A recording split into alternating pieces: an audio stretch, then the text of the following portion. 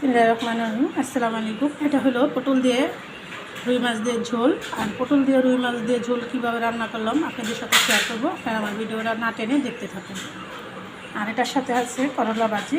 আর দুইটা রান্নার রেসিপি আমি একসাথে করছি। কীভাবে করলাম, কীভাবে রান্নাটা করলাম আপনাদের সাথে শেয়ার করলাম। আপনারা দেখতে থাকুন।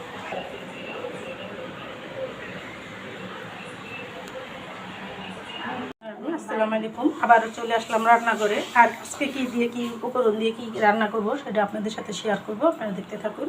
এখানে নিয়েছি আমি রুই মাছ, নিয়েছি পটল দিয়ে রুই মাছ দিয়ে ঝোল রান্না করব। এখানে নিয়েছি হলুদের ফাঁকি, মরিচের ফাঁকি, আদা রসুন বাটা, কাঁচামরিচ, পেঁয়াজ কুচি।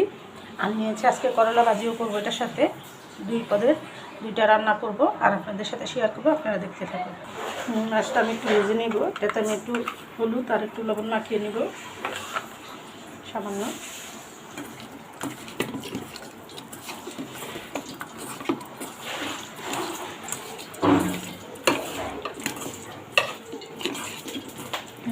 কড়াইতে তেল দিয়ে দিচ্ছি। তেলটা গরম হয়ে এনে মাছটা দিয়ে দিব। একটু এই কোনাকুনিতে একটু লবণটা মুছে দিলে মাছের ভিতরে লবণটা চলে যায়। আমি এখানে মাছটা দিয়ে দিলাম।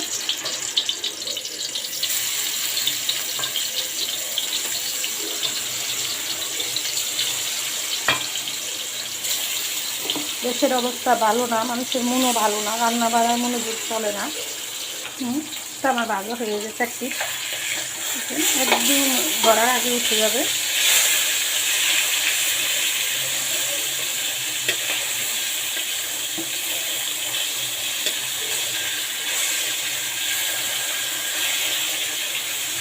এদিকে আমি রান্না করছি কচুর ফুল। এটা কচু শাকের ফুল। এটা আমি চিংড়ি শুটকি দিয়ে ভাজি করছি।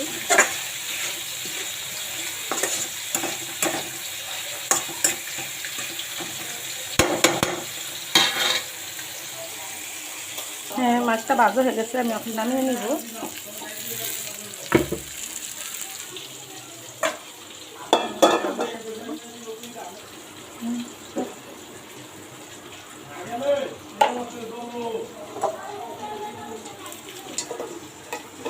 আমি রান্নার সময় সবসময় চুলার আঁচটা কমিয়ে রান্না করি। আপনাদেরও সতর্ক করি, আপনারা সবসময় সাবধানতা অবলম্বন করবেন। সাবধান থাকলে দুর্ঘটনা এড়ানো যায়।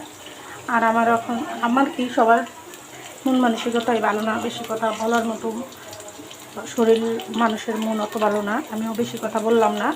আজকে আমি রান্না করতেছি কি রুই মাছ দিয়ে। আর আমি কী মশলা উপকরণ দেবো এটা আপনাদের সাথে শেয়ার করবো। দেখতে থাকি। হ্যাঁ, এখানে আমার পেঁয়াজটা বেরেস্তা করা হয়ে গেছে। আমি এক এক করে মশলাগুলো দিয়ে দিব আমি স্বাদ মতো লবণ দিয়ে দিব, 1/2 চামচ হলুদের ফাঁকি দিয়ে দিলাম, 1 চামচ মরিচের ফাঁকি দিয়ে দেবো, আদা রসুন বাটা 1/2 চামচ। হ্যাঁ, এই মশলার উপকরণ। মশলাটা কষানোর জন্য আমি কিছুটা পানি দিয়ে দিলাম।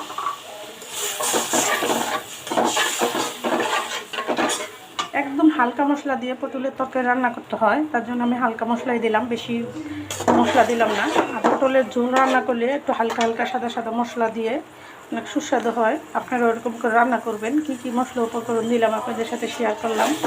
আপনারা ওরকম করে রান্না করবেন। আমার ভিডিওটা যেহেতু আমি করতেছি ভালো করার জন্য আপনাদের একটু কিছু কথা বলতে হয়, তার জন্য আমি বললাম। যে মশলাটা আমার কষানো হতে থাক, আমি আর করলা ভাজিটা বসানোর জন্য আমি রেডি করতেছি। এখানে পেঁয়াজ আর কাঁচামরিচ দিয়ে দিলাম। দিয়ে দিব সামান্য একটু হলুদের ফাঁকি, দিয়ে দিব একটু লবণ স্বাদ মতো।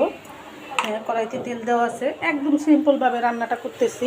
রান্না যেভাবেই করেন মনোযোগ দিয়ে একটু রান্নাটা করতে হয়। কুটে বেছে নিলে রান্না করতে বেশি সময় লাগে না। আমার এক রান্নার সাথে আমি 2টা রান্না করতেছি। একটা করলা ভাজি আর রুই মাছ দিয়ে পটল দিয়ে ঝোল। বাংলা মায়েরা কত কিছু চিন্তা করে, কত কিছু মাথায় নিয়ে কাজ করতে হয়, রান্না করতে হয়। ছেলে মেয়েদের স্কুলে নিয়ে যেতে হয়, আবার সেখান থেকে এসে আবার রান্না করতে হয়, কাপড় চোপড় ধুতে হয়, সবই করতে হবে। শুয়ে থাকলে পরিপাটি হয়ে থাকতে হলে একটু কাজ করতেই হবে। এদিকে বাজিটা হতে থাক, আমি একটু ঢেকে দিব। আমার মশলাটা হালকা কষা হয়ে গেছে। আমি এখন পটলটা দিয়ে দিব।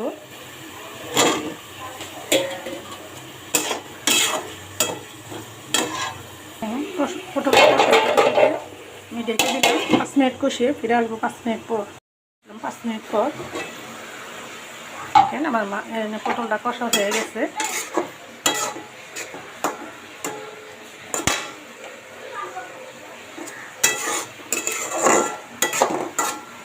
এখানে আমার করলা ভাজিটাও হয়ে গেছে দেখেন।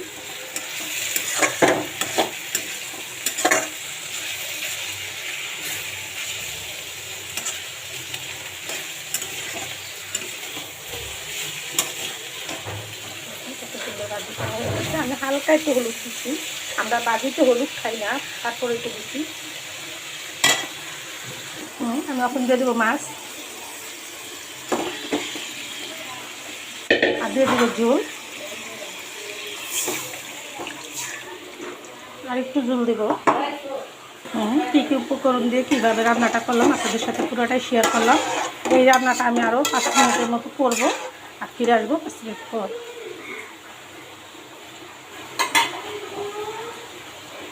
5 মিনিট পর আমার এই রান্নাটা হয়ে গেছে কমপ্লিট। আপনারা চাইলে আরও ঝোল রাখতে পারেন, নয়তো একটু কমিয়ে আমি চুলাটা অন করে দিলাম। আর হয়ে গেল আমার রুই মাছ দিয়ে পটলের ঝোল। আর আমি কী কী মশলা উপকরণ কীভাবে রান্নাম আপনাদের সাথে শেয়ার করলাম। আপনারা ভিডিওটা বড় না করে আপনারা ভিডিওটা না টেনে স্টেপে স্টেপে দেখবেন আর এরকম করে রান্না করে খাবেন। সুস্বাদু একটা ঝোল রুই মাছের রান্না করে খেয়ে দেখবেন। আর আমার ভিডিওটা দেখে ভালো লেগে থাকলে অবশ্যই একটা লাইক, একটা কমেন্ট, একটা শেয়ার করে দিবেন। আর ভিডিওটা এখানে বড় করলাম না, রেখে দিলাম। আসসালামু আলাইকুম।